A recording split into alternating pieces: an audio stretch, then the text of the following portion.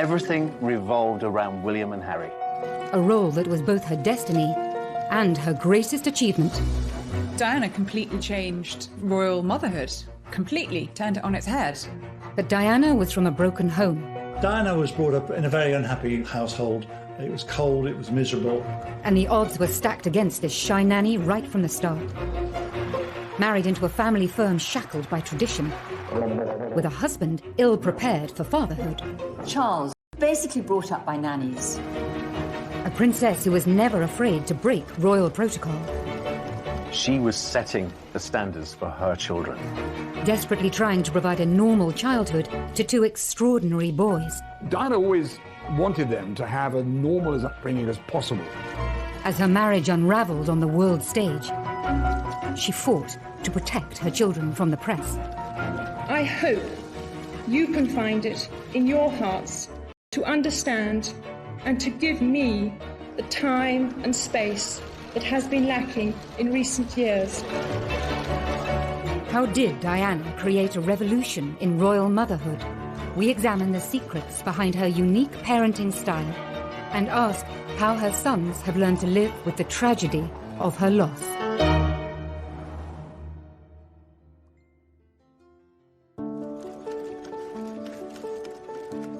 She adored her boys. She'd come in the door and she'd say, "Where are my boys? What are my boys doing?" Princes William and Harry were the centre of their mother's world. Her approach to motherhood was completely different to anything we'd ever seen before. She put motherhood first and foremost. Motherhood for Diana was her principal purpose on earth. I mean, she considered raising William and Harry as her number one task. Being the Princess of Wales was a secondary option. Today, her boys have followed in their mother's footsteps, becoming devoted, hands-on parents. Diana was an earth mother, really. And from the start, she was determined to keep them as close as she possibly could to her. And she wanted to show that they were loved. I mean, she said, "I'm going to shower them with love and cuddles and hugs," because I didn't get that when I was a child. But the devotion that Diana displayed to William and Harry was in stark contrast to her own childhood. Diana felt, age 6, that she was unloved and unwanted. And those are feelings that she took into her adult life, and feelings that I think never left her. Diana was from a very aristocratic family, the Spencers, but her parents had a very acrimonious divorce. One of Diana's most vivid memories was hearing her mother. She was profoundly affected by that memory. She wanted to ensure that she and Charles gave William and Harry the kind of upbringing that she felt she was deprived of by not having a mother around for such a large chunk of her life. She herself had not felt loved in the very peculiar circumstances in which she was brought up, with Rain Spencer, the new wife of Earl Spencer, whom she described as acid rain, and a whole lot of nannies who were very unsympathetic. Diana's late teenage years followed the path of many girls of her social status and background. Diana was a quintessential Sloane Ranger, the kind of girls who wore flat shoes and long skirts. They came from a certain class and had a certain style, and she was a perfect example of that. It was no surprise that one of Diana's first jobs was working as a nanny for an American family in London. I think girls like Diana are programmed to become mothers. She went to a boarding school that was not particularly academic. Girls were not expected to have great careers. I don't think she was at the forefront of the feminist movement. By 1980, she had her first full-time job as a nursery teacher's assistant in Pimlico. I wanted to teach children. They said, "Why not come along?" So I first started off doing afternoons, and then I took over the mornings and did whole days. Can I ask you if it was your own child in particular? Oh, yes. What? Did that prompt you into wanting to do it? I just love children. She was always happy and outgoing, showed a great sense of humour, and was very relaxed with the children. From the minute she walked in, you could tell that she had a really genuine love for young children, particularly the very small ones. And anyone who arrives with a baby, you could guarantee that she would be there to feel the baby. Then, that summer, she attended a polo match and caught the eye of a future King of England. When Charles first met Diana, She had seemed to be absolutely perfect. She seemed to love the countryside. She was a funny, easy, carefree girl who seemed to love Charles, love everything that he loved, and just be simple, uncomplicated. Their romance blossomed over sailing weekends at Cowes and a visit to Balmoral. Prince Charles had to find someone who was eligible, a virgin, of aristocratic background, that would provide him with bloodstock. On the 24th of February, 1981, the couple announced their engagement to the world's press. Yesterday you were a nanny looking after children. Now you're about to marry the Prince of Wales, and one day you would to make all of a sudden the transition. It is, but I've had a small run out to it all in the last 6 months. And next to Prince Charles and I can't go wrong. Bear with me. You'll miss looking after the children? Yes. Well, they certainly miss you, won't they? Hope so. And I'm amazed that she's been brave enough to take me on. And I suppose in love. Of course. Whatever in love means. On the 29th of July, 1981, Charles and Diana married. The most iconic wedding of the 20th century. Prince Charles and his bride, the new Princess of Wales, acknowledged the roars of delight from the huge crowds from the balcony of Buckingham Palace. When I asked Diana about the wedding, she told me that she felt that she was a sacrificial virgin lamb, sacrificed on the altar of monarchy. Her prince in shining armour did arrive and carry her off, but not to a fairy tale. Really, she became a broodmare. Just over 3 months later, Diana was officially pregnant. The princess was for once rather coy with the photographers. Your Royal Highnesses are to be blessed with a child. As soon as Diana became pregnant, she really did come into her own because she always wanted to be a mother. And as soon as her baby arrived, that was it. She was setting the standards for her children. The arrival of Diana's first child breached royal protocol for direct heirs to the throne.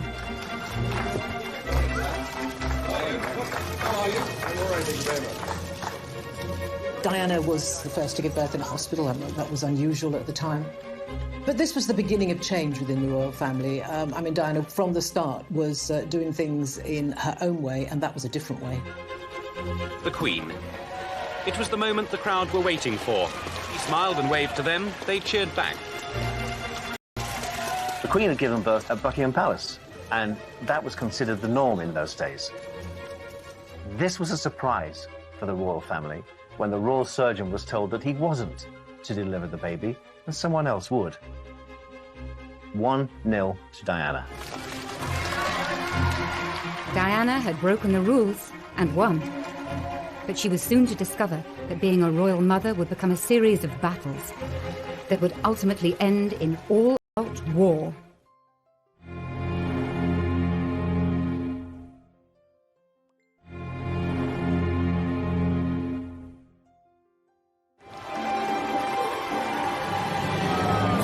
On the night Diana had given birth to a boy, news teams sent to Prince Charles's country estate were ordered to capture ecstatic local celebrations. In Gloucestershire, the children celebrated in their way. Dear Princess Diana and Prince Charles, congratulations on the birth of your new baby. Her number one job was to produce an heir to the throne, and if possible, a boy. And that's precisely what she did. They were both very, very happy when their son was born. You know, that was a real boost. Charles could not have been happier. Charles and Diana's new baby was now second in line to the throne. They have been saying, well done, Charlie, let's have another one. On the programme of events. Bloody hell, give us a chance. Have you thought of a name yet, sir? Have you thought of a name yet? No, we thought of one or two. Charles's choice for names for William were Arthur or Albert, or something quite old-fashioned. Without Diana, I don't think we would have William. Diana may have won the battle to choose William's name, but 6 weeks later, at his christening, she was to feel powerless. Royal christenings are formal occasions. This is a moment of history that's going to be replayed for decades, and so it's important to get things right. William was baptised in the music room at Buckingham Palace. But Diana wasn't consulted about what time would work best for her baby, and the morning didn't go well. It was feeding time for William, and it wasn't a great time for having their photographs taken, where she had to control a young baby who was getting restless. He was grisly, he was crying, and she was, I think, mortified by this. It was difficult for Diana. It looks excruciatingly embarrassing. She's really flushed. And Diana and Charles are just trying to make William stop crying. So it didn't look a very relaxed occasion, I must say. She famously put her finger in his mouth to stop him crying. I mean, it was a brilliant piece of enterprise by Diana. But yes, later she claimed that she felt sort of an extra from that whole scene, that it was much more about the royal family and presenting an image to the world than the welfare of William. In her eyes, the royals put duty first and childcare second. With Princess Diana, it was always going to be the other way around. Diana's royal tour. Once Diana became a mother, she did take control of her own destiny. She insisted that William went on tour with them to Australia. Diana caused a huge sensation in Australia when she and Charles went there, taking William for their first official tour. William was just beginning to crawl, so he was about 9 months old. Diana completely changed royal motherhood, completely turned it on its head. She put motherhood before monarchy, and that was not traditionally what had happened for generations of royal mothers and women. Ladies and gentlemen, this evening I couldn't possibly stand here and speak without mentioning our small son, William. I hope that his presence here has helped to provide that family feeling, which I know my wife and I feel is so important. For Charles, Diana's hands-on approach to mothering was worlds apart from his own upbringing. Charles really didn't have an ideal role model as a family, because his mother, though I'm sure the Queen loved him very much, was away working for so much of his young life. I think he was only 4 when his parents went on a 6-month tour of the Commonwealth, and he was left with the grandparents and with the nannies. From Lime Street to Euston, where the Queen with Princess Margaret and Prince Charles were waiting. Charles came to greet his mother after her return from a long tour abroad. And it was as though he was part of a delegation meeting the Queen, instead of being her son, whom she hadn't seen for such a long time. So rather than kissing him and hugging him and showing human emotion, the Queen felt that she had to shake hands with him. And in a way, that's who the royal family are. They don't show their emotions in public. Both the Queen and the Queen Mother came from a very different world. In a world where children were pushed away into the royal nursery and brought up by someone else, and they were just brought out at certain times. Prince Charles and Princess Anne famously had a life up in the royal nursery, so very rarely did the Queen see them. They'd be brought down at tea time. A tartan rug will be spread on the floor with a few toys, and children are placed very nicely so that Granny can have 5 minutes with them. Diana broke the royal mould in the sense that she dispensed, to some extent, with the whole nanny state. She breastfed her children, she put them to bed herself, she tucked... Wales decided to provoke some action, first with a handkerchief and assorted noises.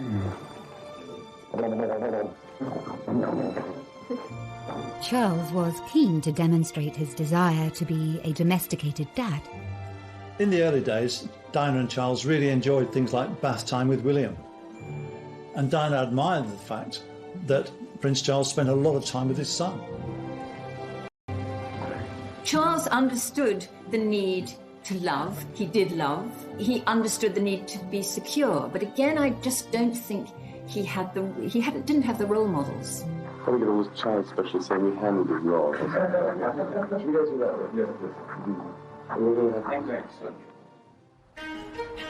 Less than 2 years later, the couple were delighted to announce there would be another addition to their happy young royal family.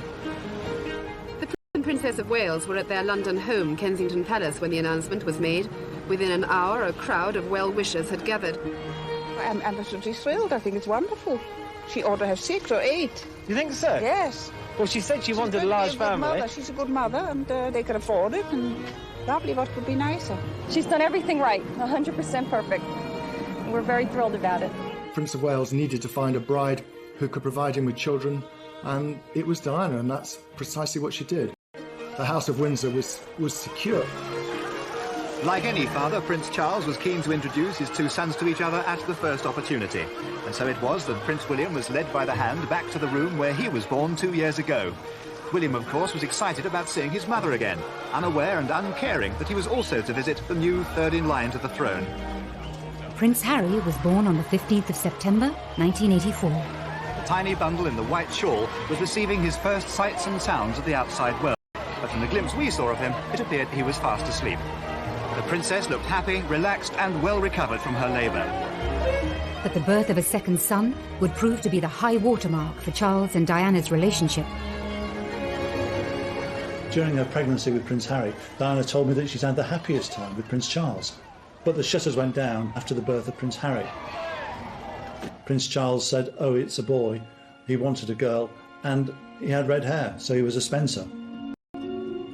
She said that something in her snapped after Harry's birth. Diana was a very, very complex character, and I think she was a very damaged character. And in common with many people who have the sort of damage that she has, they can present a very, very normal and happy front to the world. But when they go behind their front door, what Charles saw and the people who lived in their household saw was something very different.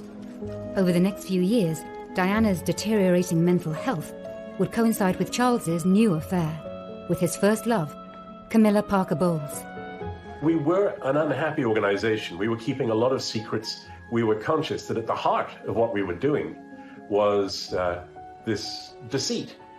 And that had a corrosive effect on relations. It had a pretty corrosive effect on the way we delivered the royal engagements that we did. They were all pretty good, but I used to think how much better they could be if the effort we were putting into concealing the truth were actually put into the day-to-day royal business. William and Harry were kept away from the underlying issues within the royal household. Despite the ordinariness, if you like, of the William and Harry's childhood, there were huge numbers of staff. I mean, Diana liked having people to take care of her, as does Charles. So there were nannies and all sorts of aides and assistants who could spirit the children off and entertain them. In those formative years, they were unaware of the difficulties that their parents were going through. And I suppose in that sense, they were quite privileged because there were people like me, the team that I had, the other members of the household staff, that were able to be part of this entertainment group that gave them laughter, certainly. Diana always encouraged her children to call all her staff by their first name. She saw everybody within the household as an integral part of that family. And thus enabled William and Harry not to be distanced from them, not to be sort of completely isolated. They had the completely free roam of the palace. And I think that's a good sign. But by the late 80s, cracks in the marriage were wider than ever. Diana always told me that she and Charles, whatever their differences, tried never to row in front of or because of the boys. And I do think they tried to be good parents in that way. I honestly don't think Harry ever really knew quite how bad things were between his parents. William certainly did. Diana herself talked about William passing tissues under the bathroom door because, he heard his mother crying because of what was going on in the marriage. And him declaring that he wanted to be when he grew up. He wanted to be a policeman so he could take care of mummy. I mean, enchanting sort of anecdotal evidence, but nevertheless, it was evidence that William was aware that something wasn't quite right. I think William and Harry were protected during this time because they were away at school. I'm sure it's much the same as many people who go to boarding school. They don't really know what's happening to their parents on the outside. She sprinted past the other mums to finish a close second. But for all the best intentions of protective grown-ups, William and Harry's childhood innocence would soon be shattered. Within a couple of years, their parents would be openly fighting it out in the full public glare, in what became known as the War of the Waleses.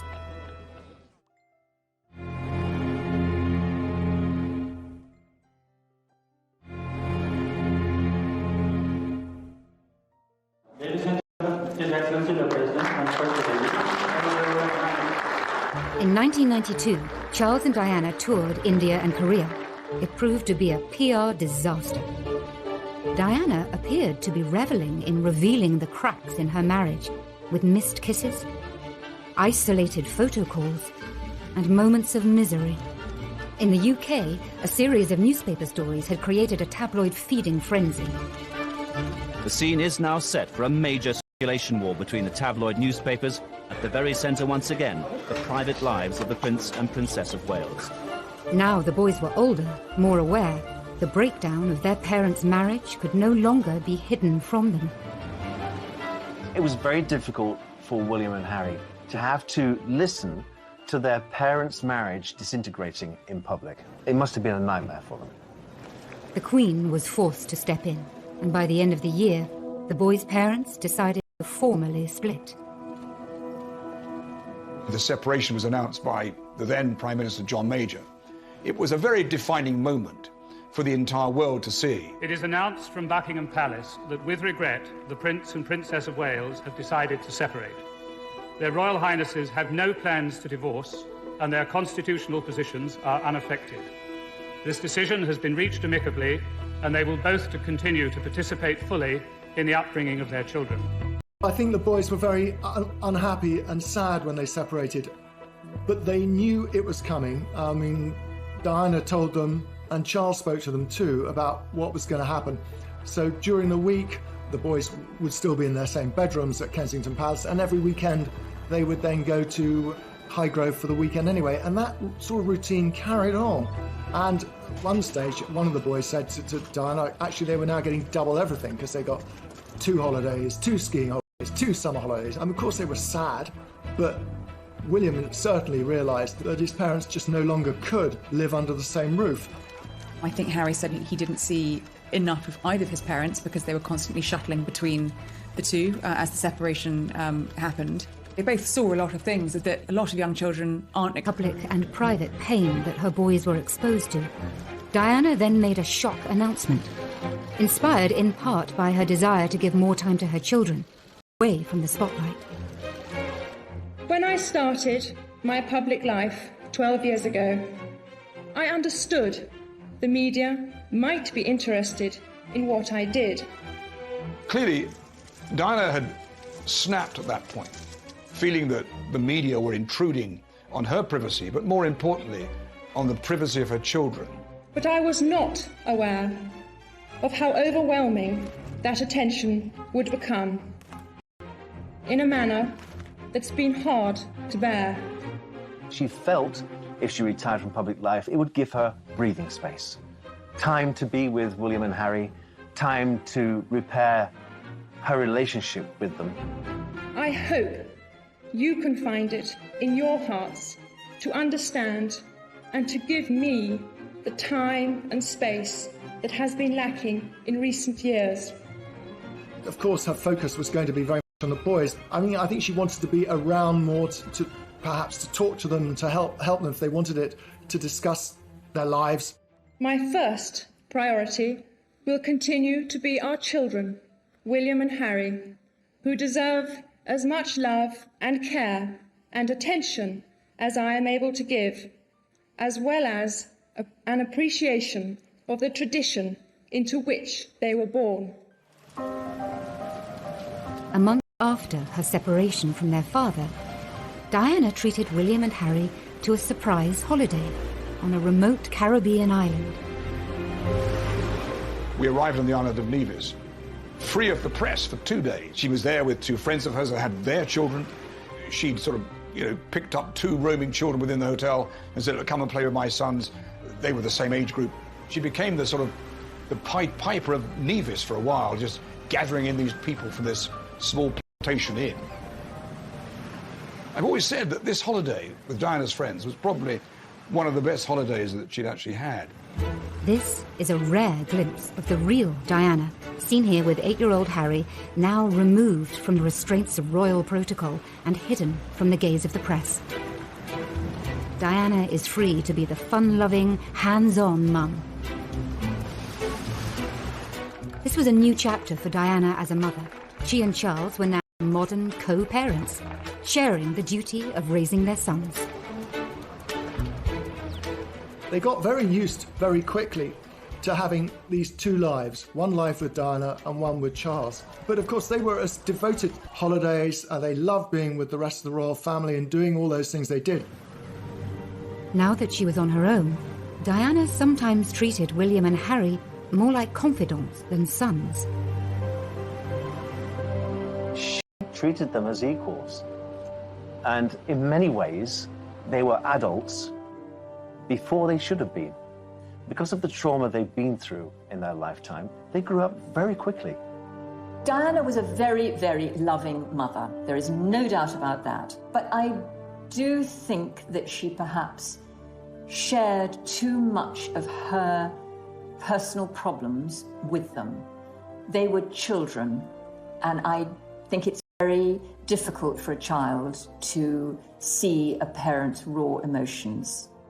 William once very shrewdly observed about being with Diana that there's always a crisis with Mummy and things are much calmer with Papa. Yet there was one area of her life that Diana was determined to keep private from her sons. I think Diana would have trodden very carefully when she was introducing new men into the boys' lives. I think that was always uppermost in her mind. And I think many of her relationships were secret. She tended to conduct these relationships when the boys were away at school. She was very conscious that it would be difficult for William and Harry if there was a strange man around the house. And that actually didn't happen very often. 1 or 2 called in when the boys were there, but she treated it in a fairly light-hearted way, and the children didn't get confused by it. But when a new woman came into her sons' lives, Diana was anything but light-hearted. In 1993, Charles hired Tiggy Legg Burke as a nanny to the boys. The relationship between former royal nanny Alexandra Legg Burke, or Tiggy as she's better known, and the Princess of Wales has been the source of much speculation ever since she first appeared in royal circles. Diana was said to have resented her high-profile role as Girl Friday and mother figure to Princes William and Harry. Diana accused Legg Burke of falling pregnant with Charles's child, and was furious with the nanny for allegedly smoking constantly in front of the boys. Diana let it be known in no uncertain terms that she was extremely jealous, and she became vindictive about Tiggy Legg Burke, who became a central figure in the boys' lives after the separation. They really got on so well with Tiggy, but for Diana, it must have been hard. She knew that they were out and about enjoying themselves, hugging, sharing with another woman. A possessive Diana was determined to keep her boys in Kensington Palace, as close to her as possible. When it comes to Gordonston in Scotland, insisting on nearby Eton instead. That schooling gave William the opportunity to spend time with his schoolmates at their home, and, virtually every other day that during term time, his schoolmates were invited back to Kensington Palace. Eton is the perfect choice of school for a royal child, really, because the Queen at Windsor Castle is just across the river, and William and Harry did both go and visit the Queen and their grandfather and have tea with them, or they knew people. They were comfortable there. It was the right choice, I think. But just as life seemed to be settling for the boys, a new round of public warfare broke out between their parents. Then there were the television programmes. time, the headlines were of their own making and took the War of the Waleses to a whole new level. First, Charles was interrogated into confessing his infidelity by Jonathan Dimbleby on ITV. Did you try to be faithful and honourable to your wife when you took on the vow of marriage? Yes, absolutely. And you were? Yes. Until it became irretrievably broken down. Then Diana rubbed salt into old wounds a year later, when Martin Bashir made the scoop of the century on BBC One's Panorama. Do you think Mrs. Parker Bowles was a factor in the breakdown of your marriage? Well, there were 3 of us in this marriage, so it was a bit crowded. It's hard to imagine what it must have been like to walk down the streets of Eton or Windsor and see the newspaper headlines about Diana, about Charles, because unfortunately Charles and Diana did wage their war very publicly, and that was very hard for the boys. I know that everyone around them tried to shield them, but it wasn't possible, and it was very hurtful for them. All of that, they would have been teased about it. The embarrassment for them, I think just, it's beyond belief. Her primary concern throughout all the War of the Waleses was for her children, what they would think. She said, I worry how other boys will treat them. Because sometimes children can be cruel. Even aristocratic children going to boarding school can be quite barbed. Charles and Diana finally divorced on the 28th of August, 1996. Life for all the Waleses had at last reached a new normal, and Diana was free to become the woman and the mother that she could never be before. I think she began to put her life together. She then felt, OK, I'm my own woman, I'm going to get on with it, I'm going to do things my way, and if I'm not representing the royal family, I'm going to represent the very best of me, and I know what I'm good at. I'm good at giving tender, loving care. But just 1 year later, almost to the day of the divorce papers coming through, William and Harry's lives would once more be thrown into turmoil. On the 30th of August, 1997, a 15-year-old William and a 12-year-old Harry were enjoying the annual summer break with their father at Balmoral. That night, the last images of their mother were captured by grainy CCTV cameras at the Ritz Hotel in Paris. Imagine what it's like being a fairly young boy and your mother dies very, very suddenly, very, very dramatically. You are in one part of the world, up in Scotland. I think both of them felt it was really strange that literally millions and millions and millions of people around the world were commentating and expressing their view on what they should be feeling and how they should be reacting to that. I don't think this public spectacle of 2 hugely damaged, hurting young boys walking behind their mother's coffin, I don't think it helped anyone. I cannot think that she wanted her boys to go through that ordeal, that trauma. Remember, these 2 boys are very different boys. One inspired by duty, who knew it was his duty to walk behind his mother's coffin, and the other, not. Harry never wanted to walk behind his mother's coffin. Not until the very last minute did he feel that pang of guilt that he should, and support his brother. And that's why he was there, to walk with his brother. I've heard them both at different points talk about how strange they found it, that they were surrounded by all these people, and these people were sort of behaving as though she was part of them, but actually she wasn't. William and Harry were being expected to behave in a certain way, and indeed behaving in that way. The boys had lost their mother, but their mother's love for them and their ability to show love lives on. And no father, no mother. Really sweet. Diana's legacy is in every single bit of everything that William and Harry do. I don't think you can underestimate that. Every time I've spoken to Harry, he thinks about what his mother would have thought of what he was doing.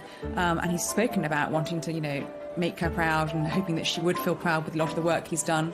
I think it's fairly obvious to everybody across the world what the key issues are. They're certainly not political issues, they're humanitarian issues, and they're ones that need to be talked about, because if we talk about it, then we'll hopefully be able to fix it before it becomes a complete disaster. And the same with William. I think people talk about, gosh, aren't they just their mother's boys? But they are, consciously. The more we talk about mental health, the more normal the topic becomes, and the more we feel able to open up and seek support. Parenting, it comes in all sorts of shapes and sizes, and children survive all sorts of experiences as long as they have love. As long as a child feels secure and loved in its first 18 months of life, then it can withstand just about anything. And if ever there was proof of that, then I think it would be William and Harry. They've been through some terrible things, but they have survived, and I think they had, indisputably, an absolute bedrock of love and security when they were small. They're not completely stiffly formal. They're sort of natural and easy. Diana opened their minds and their eyes in so many ways. It's given them a very inquiring nature, and it's made them very relatable. People really enjoy meeting them and admire them hugely, largely because of what Diana provided for them. And when he walked through the minefields, I was so proud of him. That little boy who loved his mummy so much, following in her footsteps, literally, paying homage to the path which she trod. William's carrying on his mother's work in a more subtle way. He's approaching homeless, HIV and AIDS at the boardroom level. I feel very closely linked to Centrepoint. It is a charity with which both my mother and father became passionately involved. Indeed, it was while my mother was patron that Harry and I had our first contact with Centrepoint. Prince William is far more Hanoverian than Prince Harry. He's shown himself to be wiser and been prepared to accept what's happened and moved on. And I don't think that Prince Harry has ever really moved on from the traumas that he's faced in his life. You see in William, sometimes the way he will sit and listen to people in a meeting or a conversation or an event. And it's literally like looking at Diana. Reflections of Diana can even be seen in her son's different choice of wife. That she was preparing him to be king one day. Kate is the most perfect support and consort for a king. So I think she would be very pleased with Kate. The one thing she did say, certainly to William, was about the woman he married should first and foremost be a friend. Why did she say that? Well, she felt that she never got to know the Prince of Wales. Harry is a much freer personality with a freer life ahead of him, and Meghan is perfect for that. Diana always said from a very early age there was a very rebellious streak in her. Very independent, very feminist. There are parallels, obviously, between the way Diana decided that the media attention, the way of life was too much for her, and the way Harry and Meghan have chosen to quit as senior members of the royal family, even more dramatic. And I think that Harry is replicating his mother's footsteps there and saying that it isn't a way of life for me. I think Meghan is the one who has possibly taken an objective view and given Harry a way out that he was looking for before Meghan, but hadn't conceived possible. Now, both princes have children of their own. As parents, they seem to be very aware of the psychology behind their upbringing. Prince Harry can't get let go of Archie. He seems to be besotted. It's ironic, isn't it, that Princess Diana, who had a troubled childhood, and Prince Charles, who's complained of distant parenting, have brought up two kids, William and Harry, who are both triumphs of parenting.